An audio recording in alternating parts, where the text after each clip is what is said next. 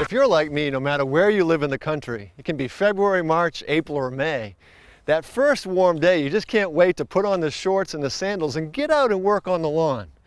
Well, before you ever begin applying any fertilizer or grass seed or any extra water, there's a few things you should do. Primarily, you need to assess how the lawn made it through the winter. Well, this lawn right here, quite frankly, didn't make it through the winter very well. And that's because the homeowner didn't take the time to mow the grass low enough last fall. Now, any area of the country where snow is expected, you really ought to be mowing the grass down to a couple of inches high. Let's take a look at some of the length of some of these dead. Look at this. This piece of grass right here is over 6 inches tall. That's a lazy homeowner who's going to pay the price this year. Now, that tall grass mats itself down. Look right over here. See how that matted? Now you got a raking job. You got to clean all that up, and the grass underneath there is all dead. That's going to delay the nice green lawn that we're all looking for this spring. But even worse, that tall grass is a haven for critters. Now, on this lawn, you can see significant damage from field mice. Now, look at the tracks of the mice. I can follow my finger, and you can see where the mice went along the surface. And as they go, they did all kinds of damage. Now, look what happens. I pull this back with just my fingers, and see all those dead patches? That's going to be a significant repair that I'm going to have to clean up. Now, I can see the holes right here, and here's a big hole right here. Now, a lot of people ask how you can tell the difference between field mice and moles. Well, moles are carnivores, and they're looking for grubs, and they tunnel deeply as they go. And they're going to leave conical piles of soil. Well, on this lawn, there are no conical piles, and because all the damage is on the surface, I know that it was field mice that were my critters.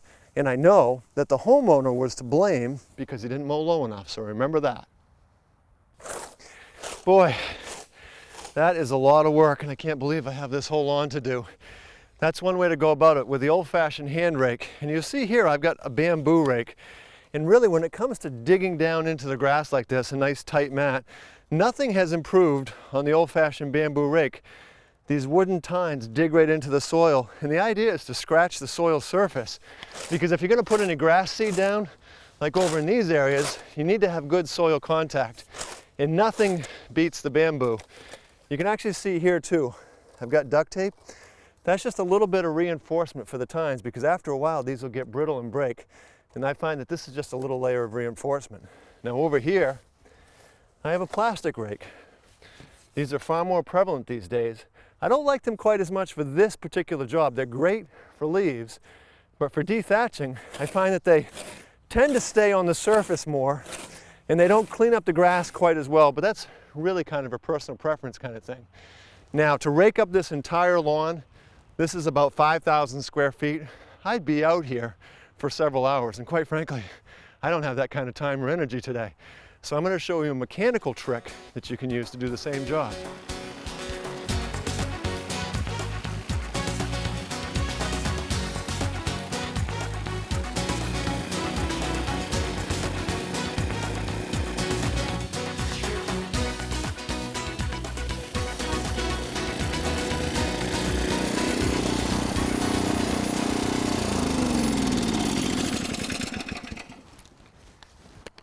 Oh, that is so much easier than the rake. This is also known as a power rake and a dethatcher. Goes by both names. The secret runs just like a lawnmower, but the secret is these metal tines that dig right down into the surface of the soil. They're not too sharp, so you can't cut yourself with them.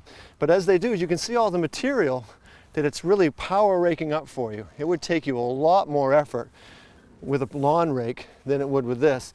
And you can see right down to the soil. It actually scratches the surface, which is the goal.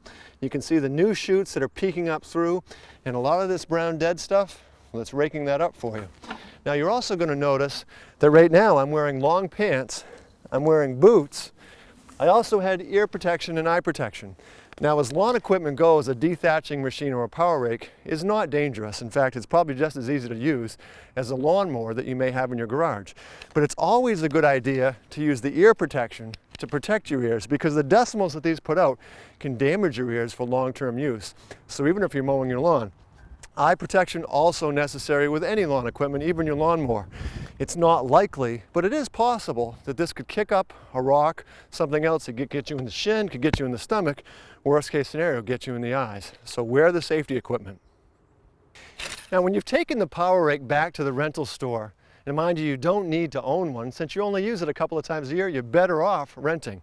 But when you come home, you still got a big job to do, and that's to rake up all of this brown grass, also known as thatch. Now I use a lawn rake because it's easy work, it's good exercise, and I put it all on one of these blue lightweight poly tarps, just sweep it right on.